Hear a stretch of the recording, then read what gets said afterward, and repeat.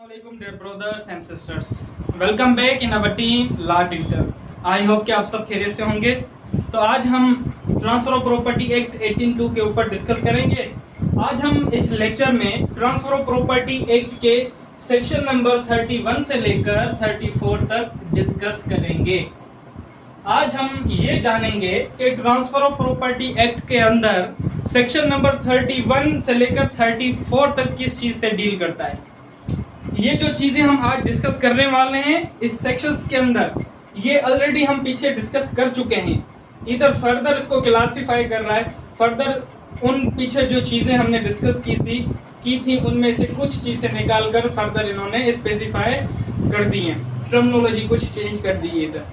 तो section number 31 basically define करता है। पहले इसके टाइटल को समझते हैं, क्योंकि इस टाइटल को अगर आप समझ गए तो आपको पूरा का पूरा सेक्शन समझ आ जाएगा। तो देखें सेक्शन नंबर 31 का जो टाइटल है वो डिफाइन करता है कंडीशन। क्या डिफाइन करता है?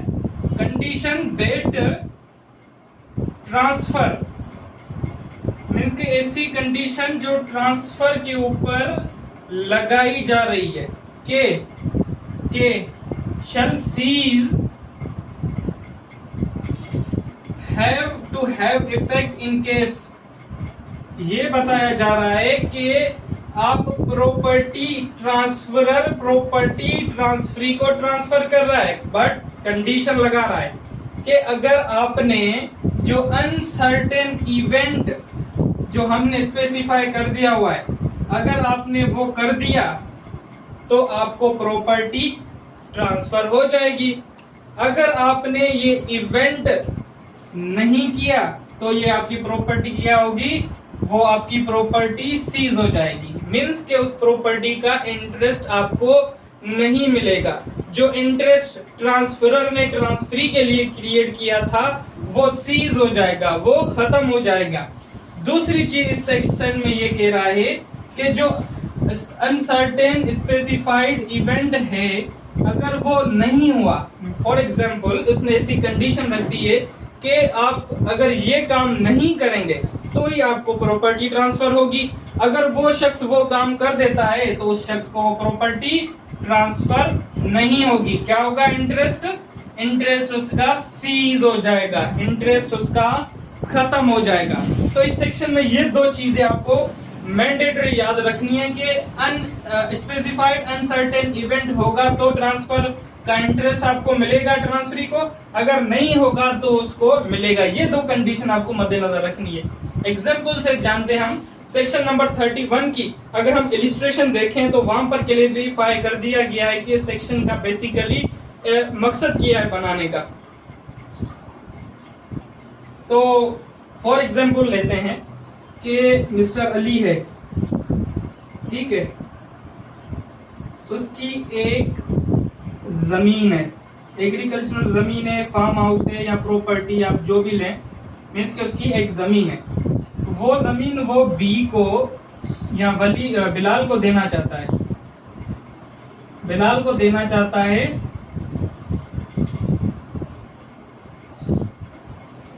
फॉर लाइफ, ठीक है।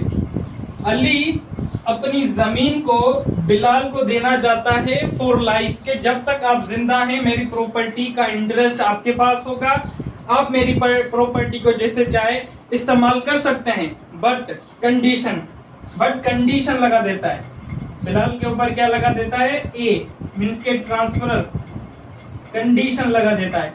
कंडीशन क्या लगाता है? कंडीशन ये लगाता है कि मैं आपको मेरी ये प्रॉपर्टी दे रहा हूं, बट इस प्रॉपर्टी के या इस जमीन के ऊपर कुछ दरख्त लगे हुए हैं, ठीक है, कुछ दरख्त जो है लगे हुए हैं जो आपको काटने नहीं है। अगर आपने इन दरख्त को काटा तो क्या होगा? इधर ये कंडीशन अली लगा रहा है बिलाल के ऊपर कि मैं आपको अपनी प्रॉपर्टी देता हूं, बट मेरी जमीन के ऊपर जो दरख्त लगे हुए हैं अगर आपने उसको काट दिया तो क्या होगा? इंटरेस्ट आपका सीज हो जाएगा, आपको वो प्रॉपर्टी नहीं मिलेगी। अगर आपने वो नहीं काटा तो आप वो लाइफ तक इस्तेमाल कर सकते हैं। ये क्या कौन सा इवेंट था? स्पेसिफाइड अनसर्टेन इवेंट हैपन, अगर होगा तो आपको प्रॉपर्टी मिलेगी। अगर वो नहीं काटेगा इस पेड़ को या इस दरख्त को जो उसकी जमीन के ऊपर लगे हुए हैं, तो क्या होगा कि उसको वो प्रॉपर्टी ट्रांसफर हो जाएगी फॉर लाइफ। अगर उसने काट दिए तो क्या होगा, आपका इंटरेस्ट सीज हो जाएगा, खत्म हो जाएगा। देखें इसको और मैं एक्सप्लेन करता हूँ इस एग्जांपल को। For example mister Ali mister Bilal को अपनी जमीन तो दे रहा है, कंडीशन भी ये लगा रहा है कि उसके ऊपर जो पेड़ उगे हुए हैं उसको आपको काटना नहीं है। बट अगर देखा जाए, बिलाल देख रहा है कि ये जमीन तो मुझे दे रहा है, बट जमीन 75% जो है पेड़ से भरी हुई है, तो रिमेनिंग 25% में इस जमीन को क्या करूंगा, तो उसको काटेगा नहीं। तो क्या करेगा, काटेगा तो ही उस जमीन को अच्छे से एंजॉय कर सकेगा। तो अगर वो नहीं काटेगा तो उसके काम की नहीं है। तो मिस्टर बिलाल क्या करता है, उसको काट देता है। अगर मिस्टर बिलाल ने ये पेड़ काट दिए तो आपका इंटरेस्ट क्या होगा, सीज हो जाएगा, वो प्रॉपर्टी आपको नहीं मिलेगी, उस प्रॉपर्टी का इंटरेस्ट आपके पास ट्रांसफर नहीं होगा। दूसरी कंडीशन ये आपको समझ आ गई, स्पेसिफाइड अनसर्टेन इवेंट अगर होगा तो प्रॉपर्टी ट्रांसफर होगी, अदरवाइज नहीं।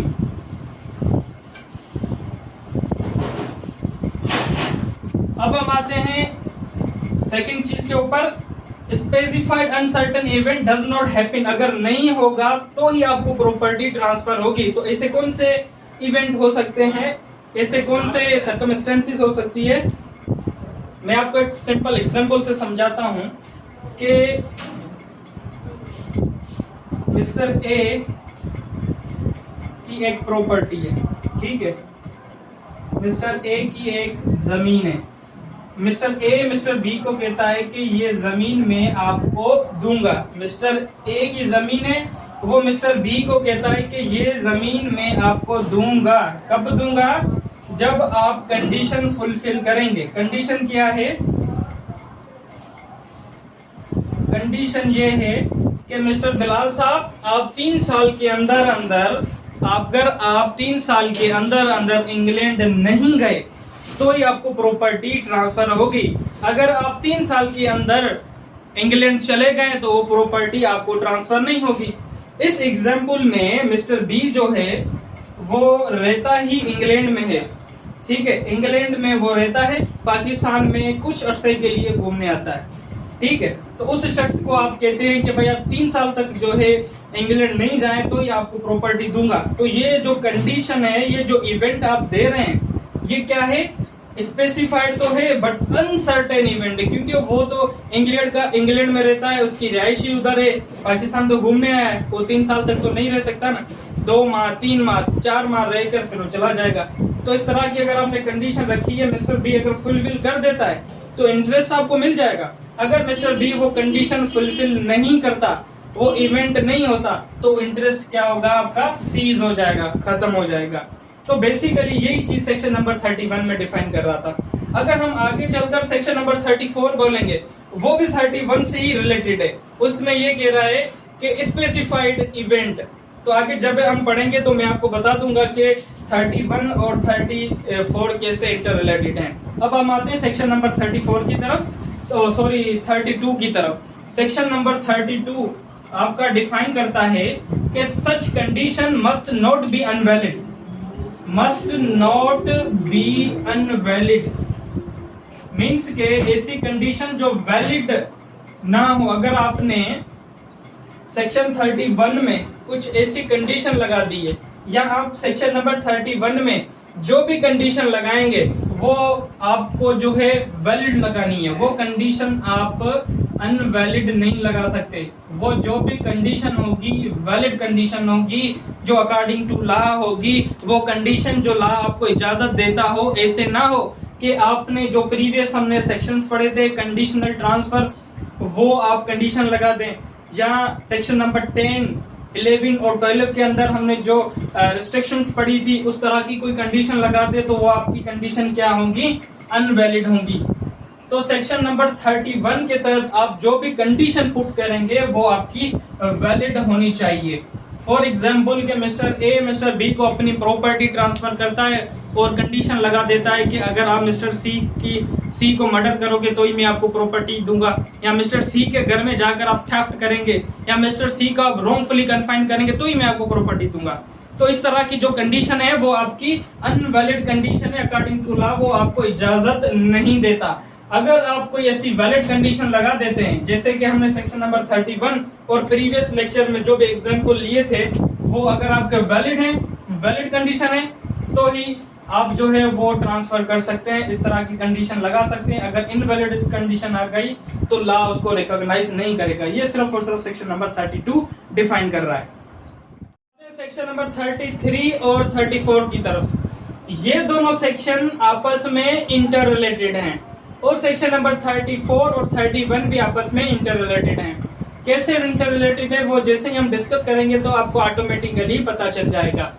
तो सेक्शन नंबर 33 और 34 क्या डिफाइन करते हैं? कंडीशनल ट्रांसफर को। जो भी प्रॉपर्टी सेक्शन नंबर 33 और 34 के तहत ट्रांसफर होगी वो कंडीशनल ट्रांसफर होगी। कौन सी कंडीशन? कंडीशन इन सेक्शन के तहत ये लगाई जा रही है कि अगर आप ये एक्ट परफॉर्म करेंगे जो हमने स्पेसिफाई कर दिया है, वो आप एक्ट परफॉर्म करेंगे तो ही आपको प्रॉपर्टी ट्रांसफर होगी। मींस के performance of the act mandatory है यहाँ पर। अगर आप ये एक्ट परफॉर्म कर देंगे तो प्रॉपर्टी का इंटरेस्ट ऑटोमेटिकली आपको चला जाएगा। अगर आप वो परफॉर्म नहीं करेंगे तो वो इंटरेस्ट आपको प्रॉपर्टी का मिलेगा ही नहीं। ये एक अंडरस्टूड बात है। तो सेक्शन नंबर 33 और 34 ये दोनों दो बातें करते हैं। एक कि आप जब दिल चाहे एक्ट को परफॉर्म करें, टाइम की लिमिट कुछ भी नहीं है, सेक्शन नंबर 33 डिफाइन करता है। सेक्शन 34 डिफाइन करता है कि टाइम की लिमिट लगा दी गई है सेक्शन नंबर 34 के तहत कि भाई आप 6 माह के अंदर, साल के अंदर, 2 साल के अंदर अगर वो एक्ट परफॉर्म कर देंगे तो ही आपको प्रॉपर्टी जाएगी, अदरवाइज वो प्रॉपर्टी आपको नहीं जाएगी, वो किसी दूसरे शख्स को चली जाएगी। इसका सिंपल एग्जांपल लेते हैं। सेक्शन नंबर 33 क्या डिफाइन कर रहा है कि भाई आप जो है एक्ट को परफॉर्म करें, कब करें? टाइम की लिमिट नहीं है, no time limit specified for the performance. भाई जब दिल चाहे, जब तक आप जिंदा हैं, जब तक आपकी लाइफ है, तब तक आपको ये राइट है कि आप जो है कभी वो परफॉर्म करें, आपको वो प्रॉपर्टी ट्रांसफर हो जाएगी जब भी आप वो जो है एक्ट परफॉर्म करेंगे। तो फॉर एग्जांपल मिस्टर ए की प्रॉपर्टी है, वो गिफ्ट देना चाहता है मिस्टर बी को, पर यहाँ पर एक कंडीशन रख देता है कि अगर आप ये एक्ट परफॉर्म करेंगे तो ही आपको प्रॉपर्टी ट्रांसफर होगी, अदरवाइज ये प्रॉपर्टी किसको चली जाएगी? सी को चली जाएगी। For example mister A mister B को कहता है कि आप जज बनेंगे तो ही मैं आपको अपनी प्रॉपर्टी ट्रांसफर करूंगा। अगर आप जज नहीं बने तो मैं आपको अपनी प्रॉपर्टी ट्रांसफर नहीं करूंगा, या ये जो प्रॉपर्टी मैं आपको गिफ्ट देना चाह रहा हूँ वो आपको नहीं दूंगा। ये तो अंडरस्टूड बात है। तो ये जो कंडीशन है अगर मिस्टर बी फुलफिल कर देता है तो मिस्टर बी को क्या होगी? ये प्रॉपर्टी मिल जाएगी। अगर मिस्टर बी ये कंडीशन फुलफिल परफॉर्म एक्ट नहीं करता है तो ये प्रॉपर्टी सी को चली जाएगी। तो देखें मिस्टर बी जो है उसको प्रॉपर्टी मिस्टर ए कहता है कि आपको मैं दूंगा जब आप जज बनेंगे। मिस्टर बी का अपना शौक है कि भाई मुझे भी जज बनना है। कब बनेगा ये कुछ पता नहीं, फर्स्ट अटेम्प्ट में बने, सेकंड में बने, थर्ड में बने, कुछ भी नहीं पता, टाइम की लिमिट भी नहीं है, जब आप बने। मिस्टर बी का क्या है यहाँ पर इंटरेस्ट भी है कि भाई मुझे जज बनना है, मैंने 5 साल LLB की है तो मैं जो है जज बनना चाहता हूँ। बट कुछ अरसे बाद गुजरने के बाद मिस्टर बी देखता है कि जज तो बाइंड होता है और वो एक फेमस लॉयर बन जाता है, वकील बन जाता है। तो क्या होता है, मिस्टर बी का इरादा चेंज हो जाता है कि मैं अब जज नहीं बनूंगा, मुझे जो क्या बनना है, एक एडवोकेट बनना है। तो मिस्टर बी क्या है, एडवोकेट बन जाता है। तो जब मिस्टर बी एडवोकेट बन जाता है तो जो एक्ट परफॉर्म करना था वो होगा ही नहीं।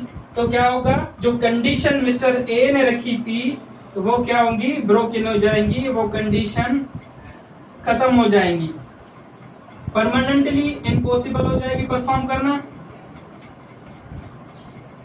या इम्पॉसिबल टू परफॉर्म हो जाएगी, क्योंकि अब वो अब वो एडवोकेट बन के उसका कोई भी इंटरेस्ट नहीं है जज बनने का, तो ये क्या होगा, आपकी कंडीशन परमानेंटली या इंडेफिनेट पीरियड के लिए खत्म हो गई, वो एक तो परफॉर्म होगा ही नहीं, तो ये गिफ्ट जो है मिस्टर सी को चला जाएगा। ये सिंपली बात कर रहा है सेक्शन नंबर 33 के भाई यहाँ पर टाइम तो मेंशन नहीं है जब बने, अगर वो नहीं बनता तो प्रॉपर्टी ट्रांसफर हो जाएगी सी को, अगर मिस्टर बी बन जाता है तो मिस्टर बी को वो प्रॉपर्टी एज अ गिफ्ट मिल जाएगी according to the section number 33।